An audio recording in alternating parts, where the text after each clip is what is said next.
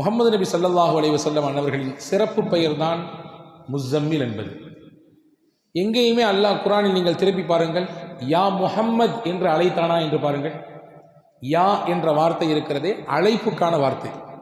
அரபியில் ஒருவரை அழைக்க வேண்டும் என்றால் அப்துல்லா அப்படின்னு கூப்பிடுறோம்ல, ஃபாத்திமா அப்படி கூப்பிடுறோம். இதே மாதிரி ஒரு அரபியில் ஒருவரை கூப்பிட வேண்டும் என்றால் யா அப்துல்லா, அப்துல்லாவே, யா முஹம்மத், முஹம்மதே என்று அழைப்பார்கள்.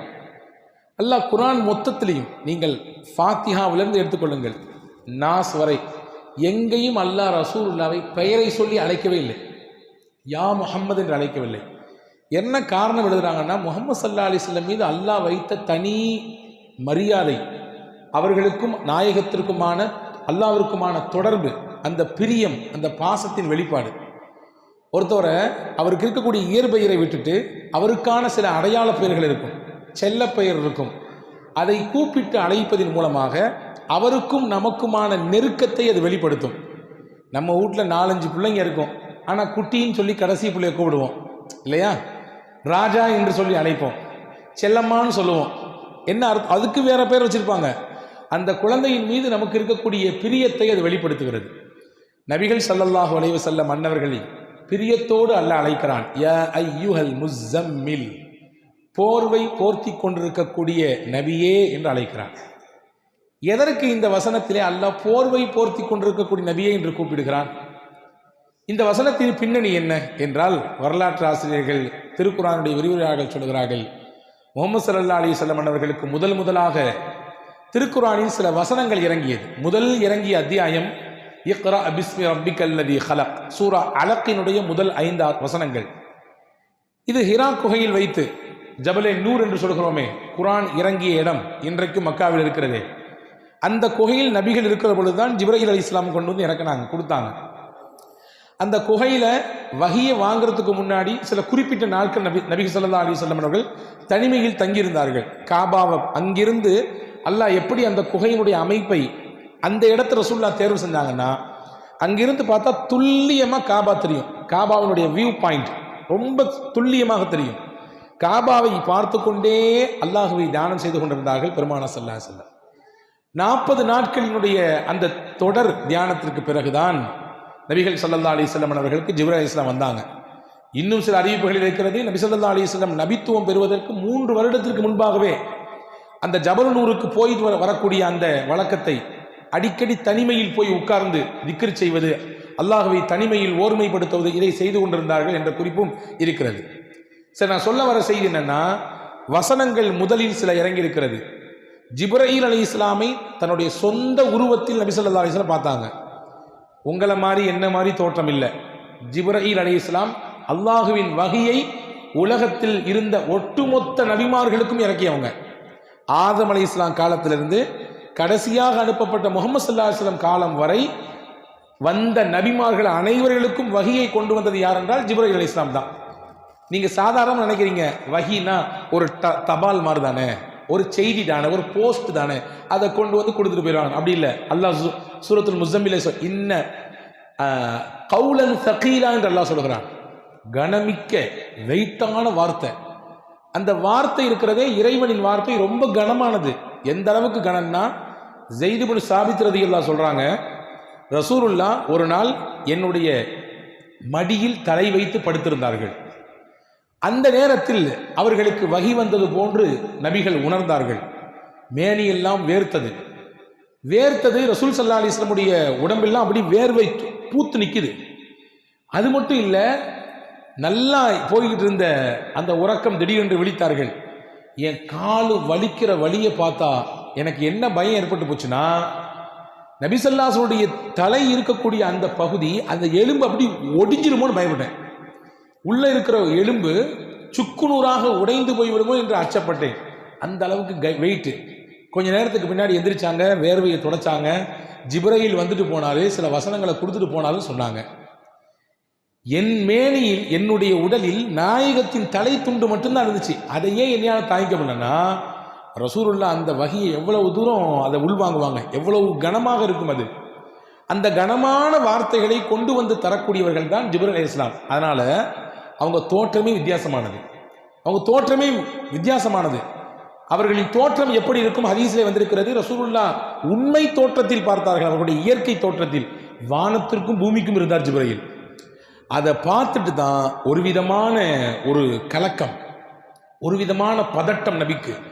அப்படியே வந்தார்கள் ஹஸரத் சையதத்துனா ஹதீஜா ரலியல்லாஹு தஆலா அன்ஹா இடத்துல. அப்பதான் சொல்லிக்கிட்டே வந்தாங்க, ஜம்மிலூனி ஜம்மிலூனி, எனக்கு குளிர் வர்ற மாதிரி இருக்குது, ஜுரம் அடிக்கிற மாதிரி இருக்குது, காய்ச்சல் வர்ற மாதிரி இருக்குது, என்னை போர்த்துங்களேன் என்னை போர்த்துங்களேன் அப்படின்னு சொன்னாங்க. ஹதீஸிலே வந்திருக்கிறது. அதற்கு பிறகு ஹஸரத் ஹதீஜா அம்மா முதல்ல அவங்களுக்கு ஆறுதலாக சொன்னாங்க. பொதுவாகவே கணவன்கிட்ட மனைவி சில விஷயங்கள் சொன்னாலும் அல்லது மனைவிட்ட கணவன் 4 வார்த்தை ஏதாவது சொன்னாலும் முதல்ல ஆசுவாசப்படுத்தணும், நிதானத்துக்கு முதல்ல அவரை அடைய வைக்கணும், அந்த அம்மாவை முதல்ல நிதானப்படுத்தணும், அதுக்கு அடுத்து மற்ற விஷயங்கள்லாம் சொல்லிக்கலாம். இந்த அம்மாட்ட வந்து ரசூல் ஸல்லல்லாஹு அலைஹி வஸல்லம் என்னைய போத்துங்களேன் எனக்கு ஒரு மாதிரி இருக்குன்னு சொன்ன உடனே முதல்ல ஹஸரத் ஹதீஜா அம்மா சொன்னாங்க, கல்லா லா யுஹ்ஸிக அல்லாஹு அபதா, நபியே நீங்கள் பதட்டப்படுற மாதிரி ஒன்றும் நடக்கலை, அல்லாஹ் உங்களை ஒரு காலம் கைவிடவே மாட்டான், உங்களை கைவிட மாட்டான், நீங்கள் வந்து பதட்டப்பட தேவையில்லை. காரணம் என்னன்னா உங்களிடத்துல நிறைய சிறப்பு தன்மைகள் இருக்கிறது. முக்கியமாக இன்னக்க லதஸிலுர் ரஹிம, உறவை இணைந்து வாழக்கூடியவர்கள் நீங்கள். சொந்தம் வேணும்னு நினைக்கிறீங்க, சொந்தக்காரங்களையெல்லாம் சேர்த்துக்கிறீங்க ஒன்று. வத்தஹ்மீலுல் கல்ல, பிறருடைய சிரமத்தை நீங்க சுமக்கிறீங்க. இன்னைக்கு நம்ம சிரமத்தை நம்ம சுமத்துக்கே பெரிய கஷ்டமா இருக்கு, அதுவே பெரிய பாரமா இருக்கு. ரசூலுல்லாஹை பற்றி நபிகளின் துணைவியார் எந்த அளவுக்கு புரிஞ்சு வச்சிருந்தாங்க பாருங்க. பிறரின் சுமையை உங்க தோள் மேல போட்டு சுமக்கிறீங்க, அதை நீங்க எடுத்துக்கிறீங்க, அதை இன்முகத்தோடு எடுத்துக்கிறீங்க. 2, வீட்டுக்கு விருந்தினர் வந்தால் நீங்கள் உபசரிக்கக்கூடிய உபசரிப்பு என்ன உபசரிப்பு! விருந்தினரை நீங்கள் எவ்வளவு சிறப்பாக கண்ணியப்படுத்துறீங்க. ஒரு முஸ்லீம்னா வரக்கூடிய விருந்தினரை தன் வீட்டுக்கு வரக்கூடியவர்கள் அவ்வளவு சிறப்பாக உபசரிக்கணும். நினைக்க வேண்டாம் நம்ம சிறப்பாக உபசரிச்சுட்டா நிறைய குறைஞ்சு போயிருமே என்று. ரசூலுல்லாஹ் அந்த புரிதலை மாற்ற சொல்றாங்க. நீங்க நினைக்காதீங்க உங்க வீட்டுக்கு விருந்தாளி வந்தா நம்மள்ட்ட இருக்கக்கூடிய காசு அல்லது சாப்பாட்டில் பெரிய பகுதி காலியாக போகுதுன்னு நினைக்காதீங்க. அவர் வர்றவர் அவருக்கான சாப்பாட்டையும் கொண்டு வர்றாரு, உங்களுக்கான சாப்பாட்டையும் அவர் தான் கொண்டு வர்றாரு. ரசூலுல்லாஹ் விருந்திலே வரும் பொழுது அவருக்கான சாப்பாட்டையும் கொண்டு வர்றாரு, உங்களுக்கான சாப்பாட்டையும் அவர் தான் கொண்டு வர்றாரு. அப்படின்னா என்ன அர்த்தம்? உங்க வீட்டில் பரக்கத்தை அவர் கொண்டு வர்றாரு. நாங்கள் ரசூலுல்லாஹ் ஸல்லல்லாஹு அலைஹி வஸல்லம் இப்போ இதை சிறப்பாக புரிஞ்சு வச்சிருந்தாங்க. எனவே விருந்தினர்களை சிறப்பாக கவனித்தீர்கள் நீங்கள். 4வது பண்பு சொன்னாங்க, ஒத்துஈனு அலா நவாஇபில் ஹக்கி, சத்தியத்தில் இருக்கக்கூடியவர்களுக்கு, கஷ்டத்தில் இருக்கக்கூடியவர்களுக்கு நீங்கள் உதவி செய்கிறீர்கள், உதவியாளராக இருக்கிறீங்க. இந்த பண்புலாம் உங்கள்கிட்ட இருக்கிறதுனால நபியை உங்களை அல்லாஹ் கைவிட மாட்டான், நீங்கள் கவலைப்படாதீங்க, வருத்தப்படாதீங்கன்னு சொல்லி ரசூலுல்லாஹ்வை ஆறுதல் படுத்தி தன்னுடைய சொந்தக்காரர் வரக்கத் இப்னு நௌஃபல் இடத்திலே கூட்டி போய் அதுக்கடுத்து என்னென்ன நடந்துச்சு அப்படிங்கிறத வரலாறு நீளமாக சொல்லுகிறது. இங்கே நான் சொல்ல வரக்கூடிய செய்தி, ரசூலுல்லாஹ்வுக்கு பதட்டம் ஏற்பட்டு அப்படி ஒரு விதமான குளிர் ஜுரத்தில் இருந்த பொழுதுதான் அல்லாஹ் சொன்னான், யா அய்யுஹல் முஸம்மில், போர்வை போர்த்தி கொண்டிருக்கக்கூடிய நபியே, என் அன்பு நபியே, கும், நீங்கள் எழுந்திருங்கள், குமில் லைல இல்லா கலீலா, இரவில் ஒரு பகுதியில் எழுந்து என்னை வணங்குங்கள், கொஞ்ச நேரம் அல்லாஹ்விற்காக வேண்டி நீங்கள் எழுந்து வணங்குங்கள் என்று அல்லாஹ் அப்படியே வரிசைப்படுத்தினான். முஸம்மிலை இந்த வார்த்தையை சொல்லி அல்லாஹ் அழைப்பதற்கு இன்னும் சில காரணங்கள் எழுதுகிறார்கள். வரலாற்றிலே தஃப்சீரிலே முஃபஸீர்கள் எழுதுகிறார்கள், மக்காவினுடைய புறக்கணிப்பு, மக்காவில் பல்வேறு விதமான எதிர்ப்பு, இதெல்லாம் தாக்கு பிடிக்க முடியாமல் ரசூல் ஸல்லல்லாஹு அலைஹி வஸல்லம் ஒரு போர்வையை போத்திட்டு அப்படியே வீட்டுக்குள்ளேயே உட்காந்துட்டாங்க. இவ்வளவு தூரம் நம்ம செஞ்சோம், நல்லது செஞ்சோம், இந்த பயில்களுக்கு கண்ணு திறக்க மாட்டேங்குது, இவங்க இவ்வளவு தூரம் புறக்கணிக்கிறாங்களே, இவ்வளவு தூரம் நம்மளை வந்து அவமானப்படுத்துறாங்களே அப்படின்னு சொல்லி. அப்போ ரசூலுல்லாஹ் சொன்னா, நீங்கள் அதெல்லாம் பற்றி கவலையப்படாதீங்க, அவங்க புறக்கணிக்கிறாங்க, அவங்க ஏற்றுக்கலை, அவங்க சொல்ல பேச்சை கேட்க மாட்டேங்கிறாங்க, உங்களை உதாசீனப்படுத்துகிறாங்க, உங்களை வந்து துன்பப்படுத்துகிறாங்கன்னு சொல்லி நீங்கள் முடங்கிறாதீங்க, உங்கள் வேலையை நீங்கள் பார்த்துட்டே இருங்க. அவர்கள் செய்யக்கூடிய வேலை காரணமாக நீங்கள் முடங்கிவிட வேண்டாம். நீங்கள் இபாதத்தின் மூலம் இன்பம் காணுங்கள், என்னை வணங்குவதன் மூலம் இன்பம் காணுங்கள், அல்லாஹ் அவர்களின் விஷயத்தை அவன் பார்த்துக் கொள்வான். நீங்க வாங்க, என் பக்கத்தில் நெருங்கி வாங்க. அல்லாஹ் ஒரு முக்கியமான செய்தி இதில் சொல்றான். மனக்கவலை, சோர்வு, பிறரின் மூலமாக புறக்கணிக்கப்படுதல், நம்ம எவ்வளவுதான் செஞ்சாலும் நம்மளை வந்து யாருமே கண்டுக்காத ஒரு நிலை ஏற்படுதல், இப்படிலாம் நீங்க உணர்ந்தீங்கன்னா வாழ்க்கையில ரொம்ப ஃபீல் பண்ணிட்டு உட்கார்ந்துடாதீங்க. உலகம் யதார்த்தம் அதுதான். என்ன செஞ்சாலும் கடைசியில உலகம் உங்களை தூக்கி தான் எரியும், கடைசியில கையை உதறி தான் விடும்.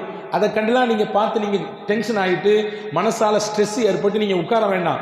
இறைவ பக்கம் நீங்கள் வந்து நின்று வணங்குங்கள், தொழுங்கள், இபாதத் செய்யுங்கள், அதுவே உங்களுக்கு மனதிற்கு பேர் ஆனந்தத்தை, பெரும் இன்பத்தை தரும் என்று அல்லாஹ் இதன் மூலமாக சொல்லித் தருகிறான். அன்பு சகோதரர்களே, அல்லாஹ் செல்லமாக அழைக்கிறான் முஸம்மில் என்று, அழகான பெயரை கொண்டு அழைக்கிறான். இங்க பாருங்க, கவனிங்க, ரசூல் ஸல்லல்லாஹு அலைஹி வஸல்லம் சஹாபாக்களை அன்பொழுக கூப்பிட்டு இருக்கிறார்கள். அலி ரலியல்லாஹுடைய உண்மையான பேர் அலி. ஆனால் ரசூல்லா அன்பா கூடும்போது சொல்லுவாங்க அபுத்துராப்னு சொல்லுவாங்க, மண்ணின் தந்தைன்னு சொல்லுவாங்க.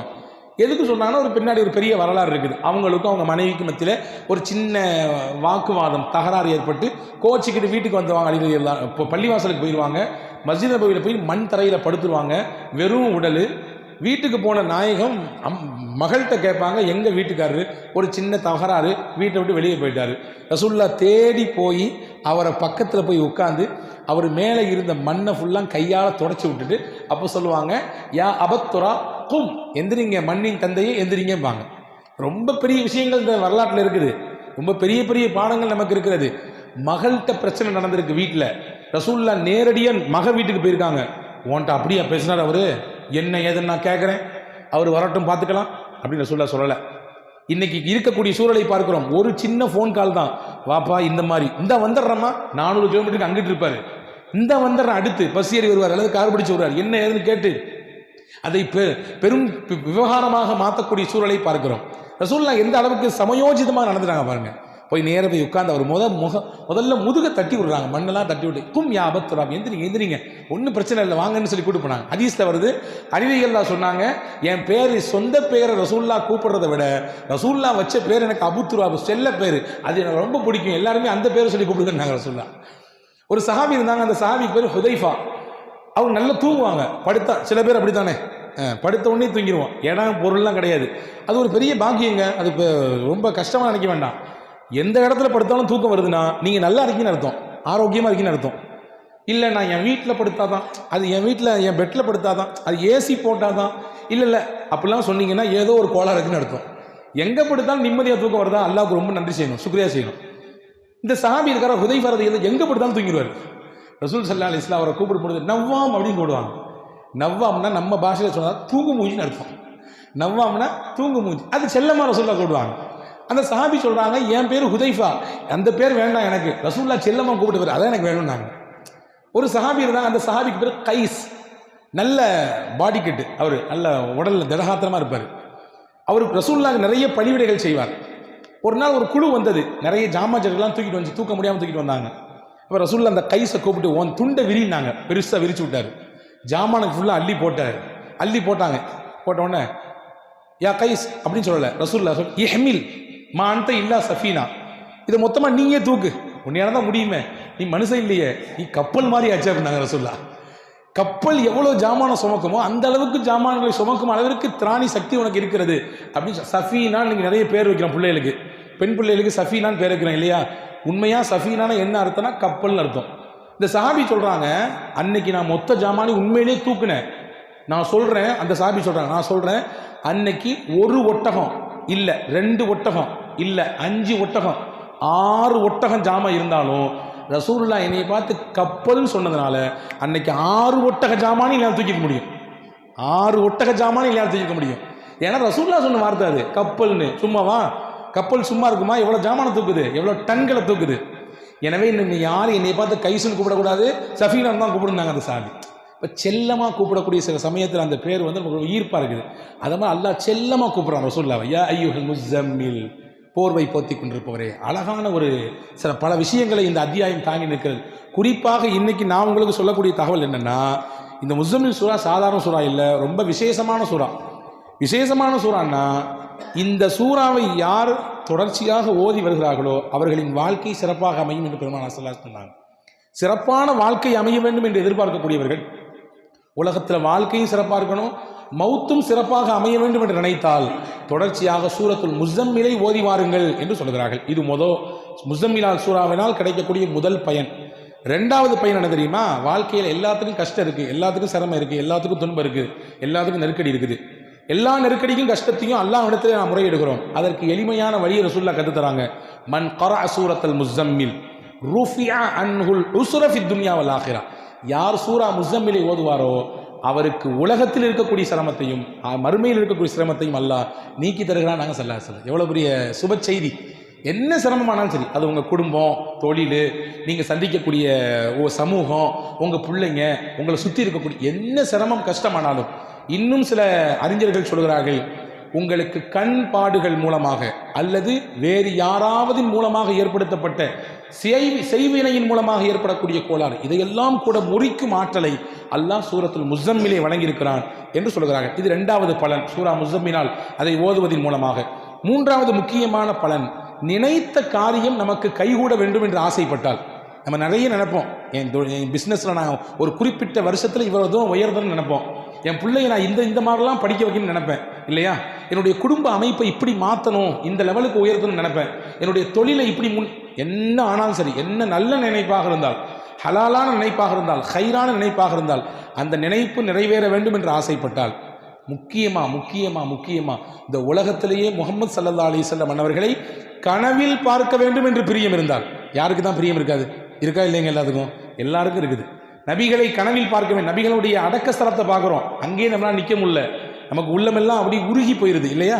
அந்த பூமானை நம்முடைய கனவிலே கண்குளிர பார்க்க வேண்டும் என்று ஒருவர் ஆசைப்பட்டால், இந்த ரெண்டும் நடக்கணும்னா ஹஸரத் ரசூல் ஸல்லல்லாஹு அலைஹி வஸல்லம் சொன்னாங்க, முஸம்மில் சூராவை தொடர்ச்சியாக ஓதிட்டுவாங்க. டெய்லி ஓதுங்க, ஒரு தடவையாவது ஓதிடுங்க. ஓதினால் இந்த ரெண்டும் நடக்கும், உங்களுடைய நினைத்த காரியமும் கைகூடும். நாயகம் ஸல்லல்லாஹு அலைஹி வஸல்லம் அன்னவர்களை நம்முடைய வாழ்க்கையிலேயே நம்முடைய கனவிலே தரிசிக்கின்ற பாக்கியத்தை அல்லாஹ் தருவான் என்கின்ற சுப செய்தியை நபிகள் சொல்லித் தருகிறார்கள். அப்படிப்பட்ட மகத்தான சூறாவை தான் இன்று நாம் ஓதியிருக்கிறோம். வல்ல அல்லாஹ் இந்த சூறாவில் என்னென்ன நன்மைகள் இருக்கிறதோ எல்லா நன்மையும் நமக்கு நம்முடைய குடும்பத்தினர்களுக்கு நிறைவாக தந்தல் புரிவானாக. நமக்கு என்னென்ன சிரமங்கள், கஷ்டங்கள், துன்பங்கள் இருக்கிறதோ எல்லா துன்பங்களையும் கஷ்டங்களையும் இன்ஷா அல்லாஹ் ஓதுவோம் இந்த சூரா முஸம்மிலை. இதன் வழியாக அல்லாஹ் நீக்கி தருவானாக. முக்கியமாக நபிகள் பெருமானார் ஸல்லல்லாஹு அலைஹி வஸல்லம் அவர்களை நம் ஜீவிதத்திலேயே நம்முடைய வாழ்க்கையிலேயே கனவிலே கண்டுகளித்து ஆனந்த பரவசம் அடைகிற நல்ல பாக்கியத்தை உங்களுக்கும் எனக்கும் எல்லா மக்களுக்கும் வழங்கி